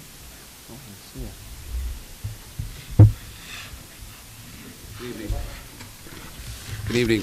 Dan Cameron with National Grid with Hi, Mr. offices at Cameron. 170 Bedford Street in Malden. Mr. Chairman, Councilor I McLaughlin? apologize. I thought this piece was going to be about streetlights and double utility poles that we had at the last. That's item 8. In the back. Item 8. I apologize. I didn't see item number 8. So, well, Item Yeah. 5 is the piece that you sponsored. I apologize. I didn't see the back item on that. I apologize. Item number 5, Mr. Cameron, we saw a devastating episode happen in the Merrimack Valley area a couple of weeks ago. And something that nobody had foreseen happening, but unfortunately it did happen, and it caused devastating ramifications to that issue. I'm just like to have a discussion. Our infrastructure is the oldest in the United States gas infrastructure, and I'm just wondering what plan is in place, and I'm wondering if you work with the mayor and the administration on, God forbid this were to ever happen in Everett. Knock on wood, it doesn't. Are we prepared for this? have we talked about areas in the city that gas lines should be replaced? I mean, I know there's a couple of my colleagues and friends that talk about smelling gas out front of their home or out front of family members' homes on a regular basis. Are those incidents out being investigated, or are they being tested to make sure that there's no issue with those lines? And this is just a preventative measure to make sure that we are in the best case scenario so that we never see what happened, or we try not to see what happened in the Merrimack Valley. And that National Grid has a plan in place so that what happened with Columbia Gas, and they disappeared for a half a day when this happened, doesn't happen in the city of Everett. God forbid, again, this were to occur now. Okay. Thank you, Councilor. And your opening statement was accurate that the gas infrastructure in this part of the country is among the oldest that is out there, upwards of 100 years old. But National Grid does have a plan, has had a plan in place for a while to replace the old cast iron and steel with new plastic gas infrastructure. And this plan is in place, throughout our service territory. And we do work with the city, with the mayor and his staff. We get together with them several times a year. And fortunately, Everett is a community that allows us to work year-round, because in this part of the country, we can be limited. But we are able to work year-round, as evidenced by Berry Street and Broadway and some of these other projects that we do. So, yes, we, in terms of any odors of gas, we are required, and we do respond to every single call about an odor of gas. They are classified into three categories. Grade 1, which is a gas leak that needs to be addressed and repaired right away. We don't leave the scene. A Grade 2 is a leak that we need to get permanently fixed within either 6 months or 12 months, whether it's a Grade 2 or 2A. And then a Grade 3, we're not required to really repair it on any schedule, but we keep an eye on it. And generally what happens is the Grade 3s start to the algorithm that we use to determine how we're going to prioritize the repair of pipes. Generally, when you start to see a lot of Grade 3s, that moves that pipe to the top of the list to be repaired. So that's the program that's in place at National Grid. And do we have a plan in place in conjunction with the administration that if a disaster of magnitude were to happen, like what we saw in Lawrence and Andover and North Andover, we have a plan of evacuation, or we have a plan of opening an emergency shelter? We have a plan of what to do, so that the leaders of the community aren't running around in a circle and trying to figure out what the next plan is. Yeah, we have what we call the emergency response plan. We have one both for the electric side of the company and the gas side of the company. That is filed with the Department of Public Utilities every year, and copies are given to each city and town as well. And quite often on the electric side, because of storms and so forth, we implement what we call the ICS, which is the Incident Command Structure, which is really derived from the military. And if something that would ever happen in our service territory, which hopefully never will, that would have been put into place immediately that day. No, I mean, the trickling effects of what happened in Merrimack Valley really scared me, to be honest. I had an opportunity to speak to a good friend of mine who's a senator up there, and he told me they're dealing with a whole lot of issues, scams that are now being run in these communities, and stuff that you wouldn't even think would affect an issue like that has now gone so far extreme that I just thought that it was time to have this discussion and to know that, again, I will say, we have a good leader. The mayor would know what to do. To be honest, I don't say that sarcastically. The mayor would take action immediately. But there are trickling effects that could happen that I think we could learn a lot from what did unfortunately unfold up in the Merrimack Valley area, and maybe implement some of those things that they're seeing now into our city and into our plan. So I don't know if we should revisit our plan and revisit what we have on the books today and see how it affects what is actually unfolded up there, so that maybe we can learn from that and maybe make a stronger plan. Hopefully we never have to use it. Hopefully that's the worst case scenario. But I just thought that maybe it was time to have this discussion to see what we can learn from them. Senator Feingold, who's up there, was telling me some really crazy looting stories and stories of, you know, people breaking into homes when the police weren't around. I mean, stuff that was like, you know, it was crazy, to be honest. So I don't know if that's something, Mr. Mayor, that I just wanted to see your feeling on it as well, Mr. Mayor. I know you're... If you want to hold, I think it's a great idea to hold a meeting with the, the fire chief, who is, I believe, our, to the UASC's in charge of a disaster evacuation routes, if there is something like catastrophic that happening in the community. I think that would be the best thing to do if you want us to hold something like that in the public forum to give residents the information. We could do that. I think that would be a good idea. Yeah. And I think it would put a lot of people's mind at ease, because I'll be honest, I assumed that we had a plan in place, and again, knowing the administration, I figured we had a plan, but I've never seen the plan, to be honest. I've never seen... We have an evacuation route. If something, God forbid, catastrophic would happen, how to get out of the city. I mean, we have that. Do we promote that? No, but we could definitely... And again, I'm not trying to put you on the spot, man. I just thought we could definitely do we do those drills every year with the UASC's group in different communities. But even if you brought the elected officials up to date on the evacuation, because I'll be honest, myself, and I don't know if my colleagues do, but I don't know the evacuation route out of the city. I mean, and I don't say that sarcastically, obviously get out of the city, but I don't know the proper route, and even how to advise my resident, my friends and neighbors and constituents, if God forbid something were to happen, how to be able to advise them to get out of the city. So I wonder if that's possible to be able to have. Yeah, I think a conversation with Chief Colley and Chief Mazie, inviting them maybe to your next meeting in public safety, and then seeing what they think would be the best option for the residents.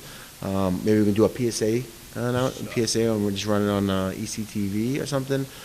But Dan spoke about that system that they have in place.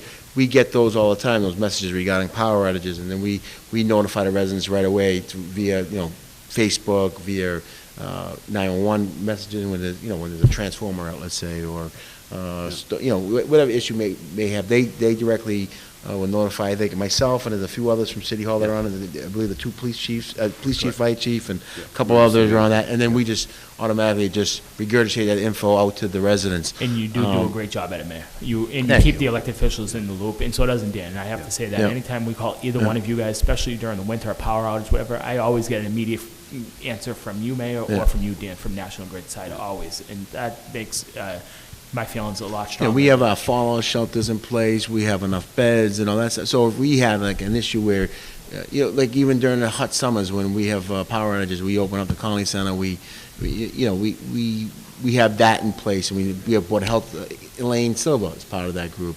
There's actually a contingent of city employees that, in case of an emergency,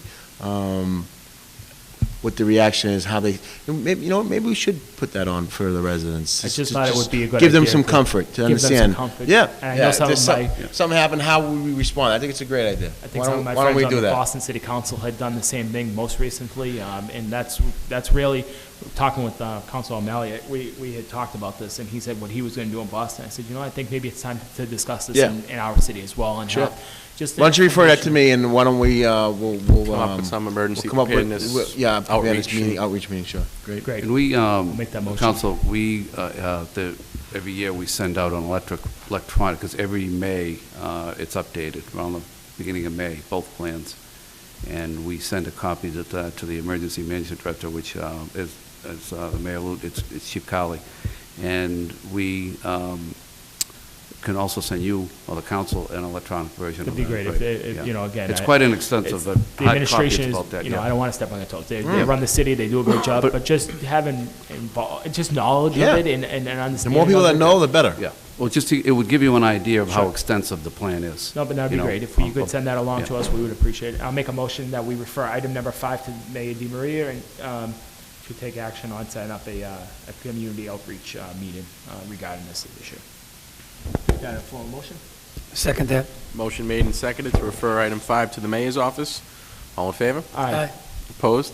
The ayes have it. While we have these individuals, can we take item number 8? That's where I wanted the mayor's important for each other.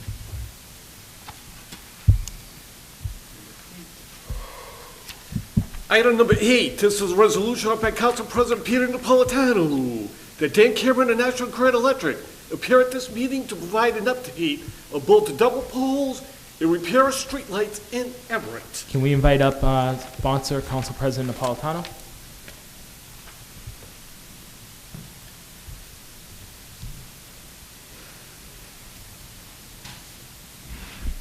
Good evening, Peter Napolitano, Council President, Council at Large, Ms. Cameron. Good evening, Council. Reason I've asked you to come up this evening is, has to do with the streetlights. I don't know if the feedback's been getting back to you, but every single time we have a representative up before us for a permit, this issue comes up, back on them. And whether it's your project managers or technician or engineer, whoever's working on it, you know, they're not the ones that should be taking the heat from the city council when we get frustrated over both the double pole issue and the lights. Right now, you know, every member on the council has submitted street lights that are out, both addresses and poles numbers. I provided a list of some streets on, some lights on Ferry Street that whole blocks were out 6 months ago that are still out. And this is becoming unacceptable. We've got safety issues we have to be concerned with. I've got businesses on Ferry Street that are in the dark around their communities, around their establishments. I've lost track of the double pole issue. I haven't been tracking because my main emphasis has been on getting the street lights back on. And Councilman McLaughlin will even attest. Do you have that damaged piece of light? Can you give it to Mr. Cameron, please? We had a resident up here last meeting who brought a piece of one of your street lights that was repaired that fell out on the street. Now, it could have been a car, could have been a person. Fortunately, it was neither. But this is the quality of work that we're starting to experience when they do get out and do the lights. What's going on? Why is it so difficult for us to get our street lights fixed? I did run the report today, or last week. I was away for a couple of days last week, but I got notice that I'd be asked to appear this evening, and it's much bigger than I thought it was. It was close to 60 lights that we know of that are out. So I'm being very truthful as to what's in our database right now.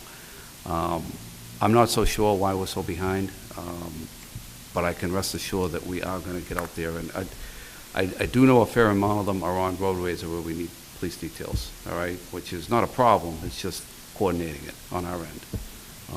You know, Main Street, Broadway, Ferry Street, Norwood Street.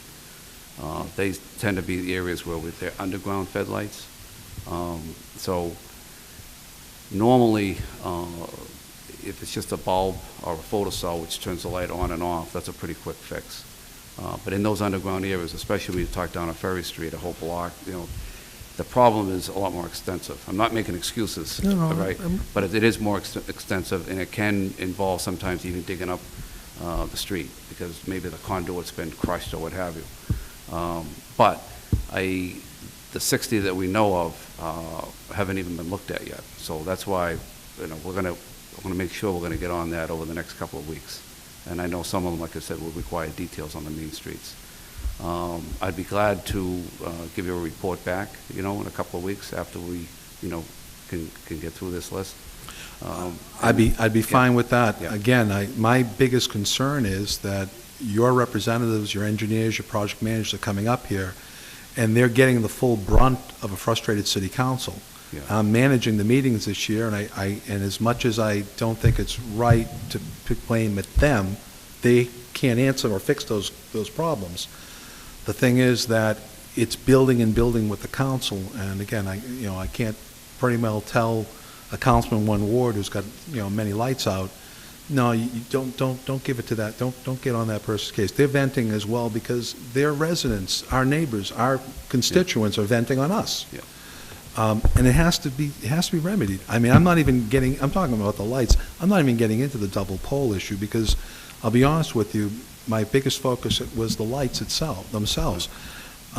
There is a mood amongst the council, if this problem doesn't get resolved, that there's been some conversation about a possible moratorium. That's not something that's in the best interests of National Grid or the city. Right. But neither are these jobs going unrepaired. Yep. So if you could give us a report, I mean, Sure. in I don't know, 30 days? Was that 30 too days short? would be perfect, yep. Give us an idea Yep. and a timetable. I would feel better, and then especially if I see some of these lights being repaired.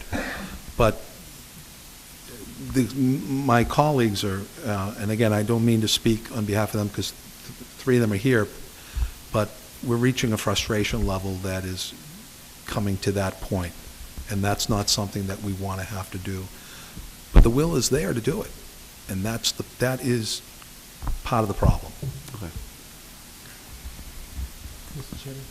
Through you to Councilor Mr. McLaughlin? Through you to Mr. Cameron. Mr. Cameron, I think 60 lights is honestly a low number, to be truthful. I spent a lot of time this summer, probably more time than I ever have, running outside, exercising this summer. And I go out now at 3 o'clock in the morning, 6 days a week running, and I try to run a different section of the city in my 5-mile run that I do each day. And I can't tell you that on any given street that I'm on, that there's not one street light that's out on any street in the city. I think if we took a ride tonight, you could find numerous lights. I wanted the mayor to be here because I'm sure the mayor is getting the same exact questions and hearing it from residents about lights that are out. And I'm just wondering that if we can't get a satisfactory progress from National Grid, what we can do on the city's end to either force National Grid to do this. Do we go ahead and hire a subcontractor to do this and back charge National Grid? What options do we have to be able to get the lights fixed? Because it's a dark community, sadly, because of this issue. And again, not even to talk about the double poles, because that's another whole subject matter that needs to be discussed. But I think the safety of having streetlights that are functional and working, just outside of City Hall here on Church Street. There's one on Church Street that's out, and there's one on Devon Ellsworth? Street that's out. If you walk out the side door right now, you'd see two of them. And that's on top of City Hall. I mean, you can't get any more of a slap in the face than the two that are on top of City Hall are dark. I'm sure the mayor walks his dog in nighttime. I'm sure he sees lights out in his own neighborhood that are out. We need action. And Dan, I have to say that you're great. When we call you about an issue, you do get on top of it. Thing is, they're multiplying at this point. Yeah. So, calling you about 78 Sycamore Street, which I did, and we did get it fixed. Unfortunately, the work was not done satisfactory, and that light did come down, and unfortunately, or fortunately, I should say, didn't cause damage to an individual or to a car or whatever the case is. You do get the problems resolved when we do call you about an individual light. But even us, we don't know every light that's out in the city. It'd be impossible for us to know every light. The mayor doesn't know every light that's out in the city. But I'm sure if you took 311's program and you were to run a report, I'm sure they get numerous calls a day about lights that are out in every inch of this city. And again, all of my colleagues can talk about this topic all day and night. We need to really see some action done so that we are making a safe community. Wintertime is even more difficult because it gets darker earlier, it stays darker later in the morning. The extension of darkness is longer. And having plows out plowing streets, you need to make sure that these lights are on, especially more so even at wintertime than in the summer because of other circumstances that are happening in the community. None of us really want to be here to discuss this because we would hope the National Grid would not put us in this predicament. No. But as Councilman Napolitano said, I'm ready to vote for a moratorium that would stop National Grid from getting permits if we can't get a satisfactory on streetlights to make our residents safer, our business community feel safer. And then you deal with the double poles, secondary, I guess, to lights. But I do really hope that you will take this as serious as you do all issues that we discuss with you. But I just wanted to see if the mayor had any idea of what other options we could do if National Grid doesn't live up to their commitment to our city. If there's any, can we hire a subcontractor to go out and fix these lights on the city's end and back charge National Grid? Can we put stop to all work? It may put an executive order in that National Grid Gas wouldn't get any more work permits other than emergency work until the strike was resolved.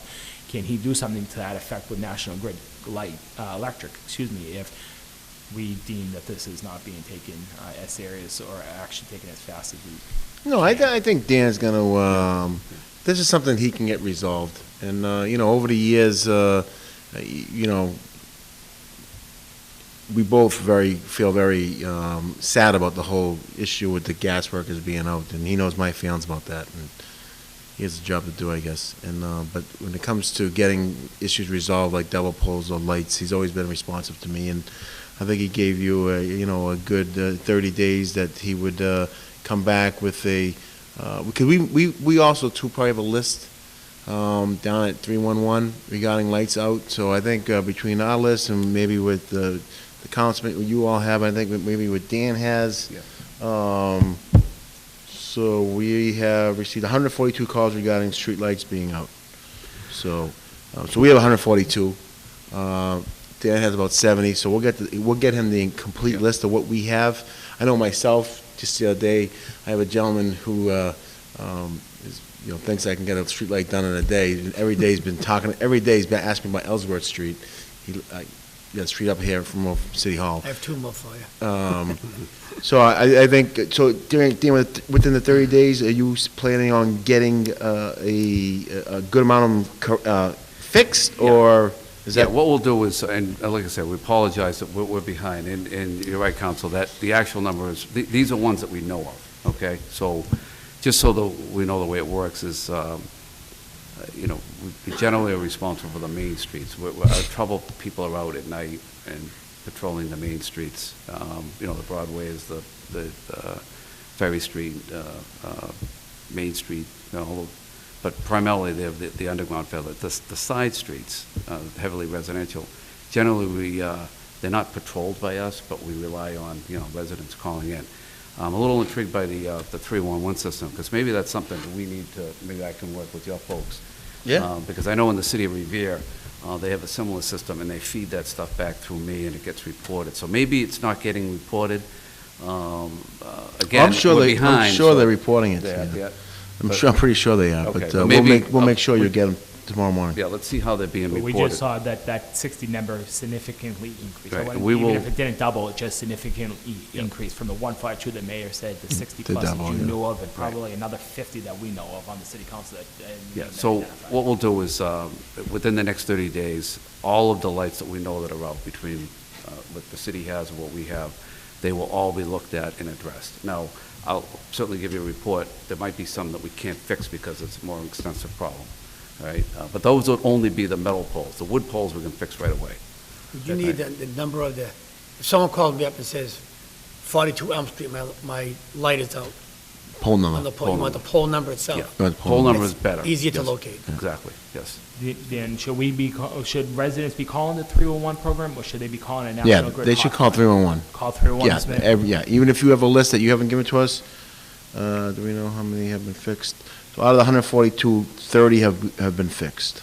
Okay, so there's still. So there's still, So yeah. there's over 100 still that So, are yeah. that are off. Is So that I- 142 calls? For 142, lights? so everybody, if you have a list, you should give them to us. Yeah. So But I mean, the list that you just got, 142. out of the 142 calls, we've resolved 30 of them so far. But it could be double calls for the same pole. I think 142, I don't know, Richard, that's a good, You know what I'm saying? that could, I'm sure you get multiple calls for the same yeah, light. so let us, yeah, it could be multiple calls for one light. So, I can do is I can provide you a list of all calls for lights, and we'll see what those addresses are. I'll let you know how many have been resolved. We'll get the rest over to, Dan, and in 30 days, hopefully, he can come back to us and tell us that, or even email us and tell him they've all been corrected. He doesn't have to come, so, but if you have any, or any residents watching this, they should call 311 with Call anything, 311 with any issue. And then the double poles, can Yes. we, after the next 30 days, can we come back and discuss a method of meeting? But, and again, I know that that's going to take police details. I know police details right now is scarce in the city, and I know that that's going to take a little bit extra. Do you know how many work to double get- poles are left in the city, Dan? Yeah, well, let me just address that if I Yeah. could. The double pole activity has increased significantly, mostly because of the upgrades that we've had to do. Obviously, we know the casino project coming and others. The load is growing in Everett, and that's it's a good thing. But improving our infrastructure comes with that. Now, we are responsible for setting the pole.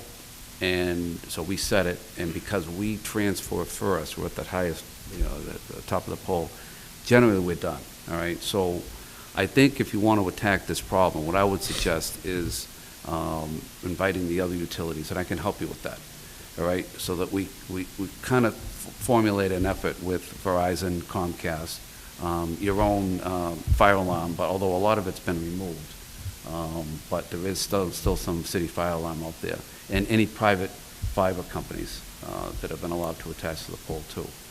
So those are the companies that need to transfer, and then Verizon is the last one. They take the pole away.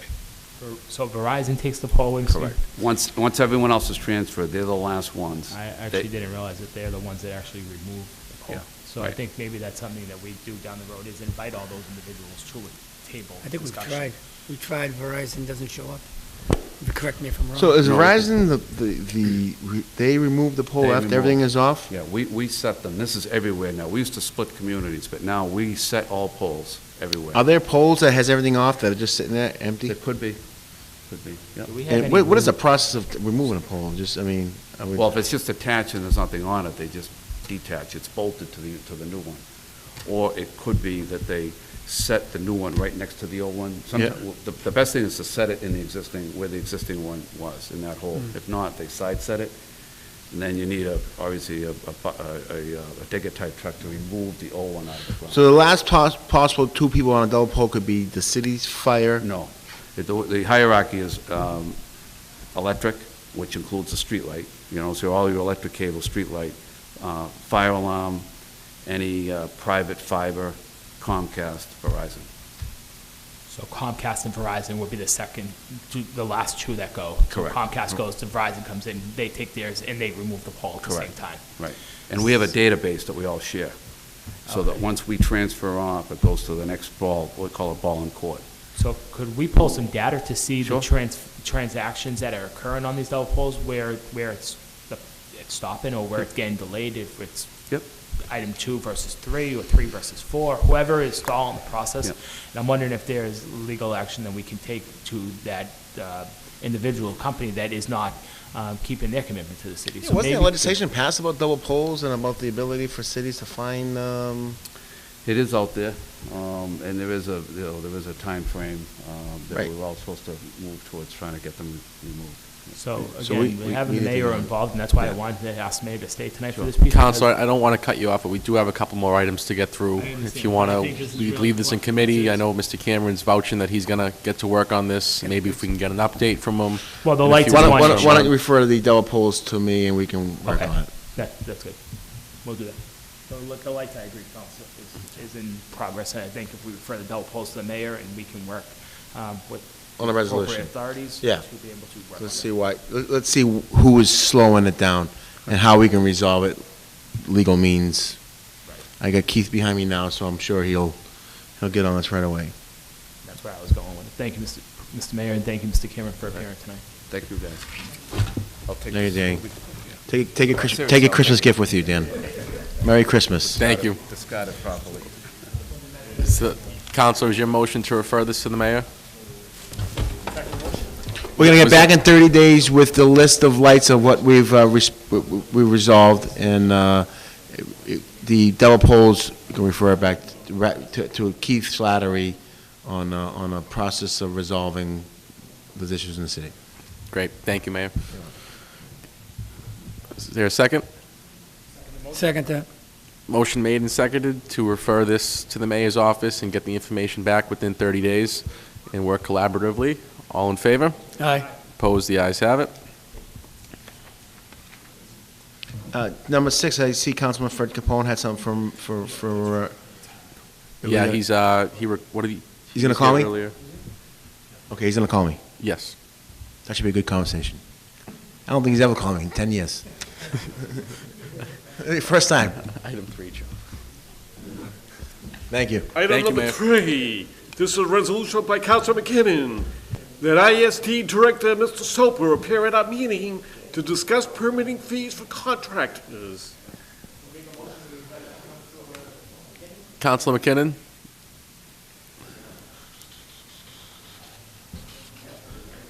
I owe you an apology. Last time you were up here, I thought it was your last piece. We just wanted to hang out with you a little longer.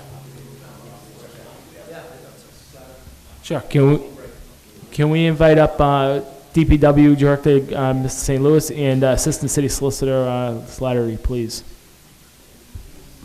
Thanks, Mikey. Mr. Chairman, through you, to want to invite a guest. The reason why I put this on is because there was, there's really nothing written on this as an ordinance-wise. So Mr. Slattery is actually developing the ordinance now, and it'll most likely end up with Mr. St. Louis, so that's why they're both here. But Mr. Slattery would like to speak on it. Good evening, members of the council. Keith Slattery, Assistant City Solicitor.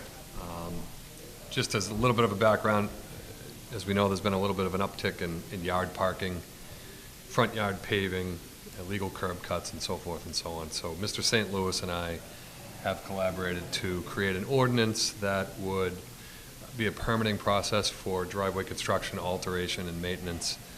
And this permit will eventually lead to our better ability to enforce these infractions. Obviously, this has a lot to do with impermeable spaces, water permeation into the land, and I know the mayor has a lot of watershed issues too, but it will allow us to enforce the tearing out of these illegal build-outs in the front. It will also allow us to fine. Right now, we don't have any mechanism in place for that, so that's what we're working on. We're in final draft stage. It should be ready for submission soon. Mr. Slattery, you mean it's against the law to park your car under your bedroom window? Well, only if you put the pipe right to your mouth. You're all set. If the driveway wasn't in your original plans, you can't build a new parking structure within 8 feet of inhabitable space, so. Well, and another reason why I'm doing this is because there's been companies coming in. They do over a whole driveway, but they're destroying the sidewalk out front.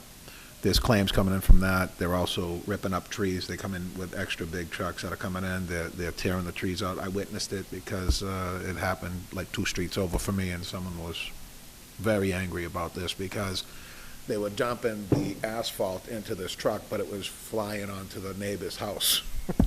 So he took pictures and showed us this, and then the end result is I called up Mr. Soper and Mr. Slattery and Mr. St. Louis and said, this is what's happening.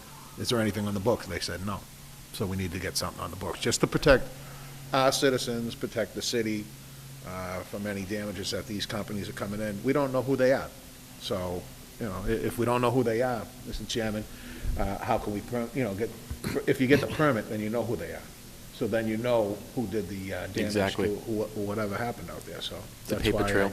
I put it out there. So I applaud them for actually getting it done this quick. Thank you. So, Mr. Chairman, should we refer this to legislative affairs so that we can work on an ordinance for this? He has the ordinance. He has the ordinance already drafted. It'll be submitted from the mayor's office, I would assume, We'll send it out when to it's sponsorship. complete. But Yes.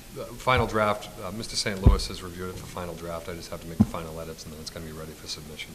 Awesome. I didn't actually realize you guys were that far ahead. That's great. And I made the joke about the parking, but I think it holds a lot of merit. I think this is really a good piece so that we can hold more people's feet accountable. But I didn't realize it was already drafted. That's great. Thank you. Make a motion to the mayor's. Refer this to the mayor's office for I think the appropriate motion would just be refer back to sponsor if he's gonna, it's almost completed.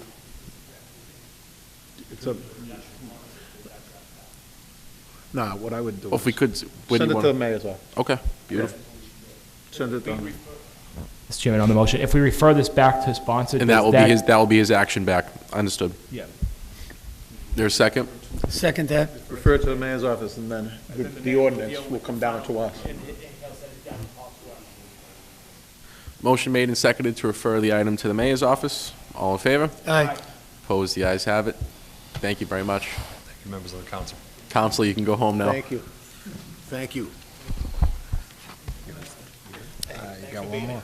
Item number 7 is a resolution offered by Council McLaughlin that Mr. St. Louis appear at this meeting to discuss signage.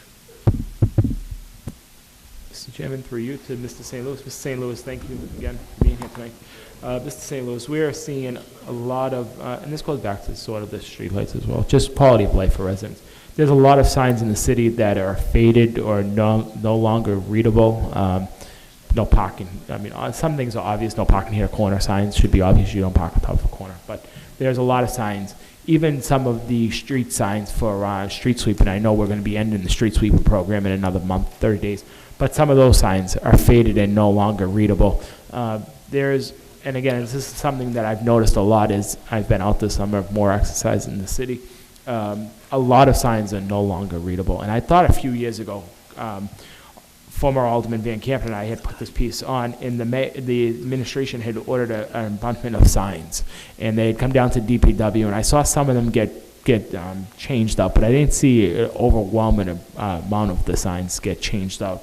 And I'm wondering if there's a plan in place to replace some of these. Maybe at the slower time is the winter time for the DPW. Beyond snow, you can't do a lot of the summer work that you guys do. I'm wondering if maybe that's a good time that we could put some extra emphasis on replacing some of these signs, so that when spring does come and more, battle and movement around the city, people are able to read these signs and notice these signs clearer and more suffice. I don't know if you have an idea about that, but I thought this was a good time to have this discussion about Sure. a plan. So certainly there's numerous signs in the city, too numerous to count. My priority coming to the city was the stop signs. There's a number of stop signs that were manufactured to be placed on the back of another sign, whether it was a no parking sign or one-way sign, to say it was cut to fit is not necessarily MUTCD compliant. A number of the signs are also not the diamond grade that you see, that extra level of reflectivity. So certainly signs aren't cheap. Part of our plan to replace signs is to replace some of the equipment we have to manufacture the signs in-house. Right now, we're limited on the dimension of the sign that Public Services can make. And as you can imagine, making the signs in-house is much more cost-effective than buying, hundreds and hundreds and hundreds of signs. So my priority is to first swap out the stop signs. We have received a couple quotes on a new machine to manufacture those signs. We haven't purchased it yet, but certainly, that's in process. I have a question, Mr. St. Louis. On the sign is a metal sign, no parking this side of the street, for example.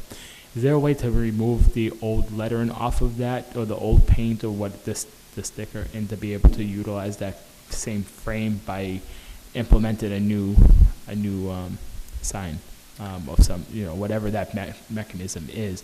Is there a way to be able to strip those down and being able to reuse the frame so we don't have to go out and buy the sign again? We just have to buy the equipment to do the new face of it. Yeah.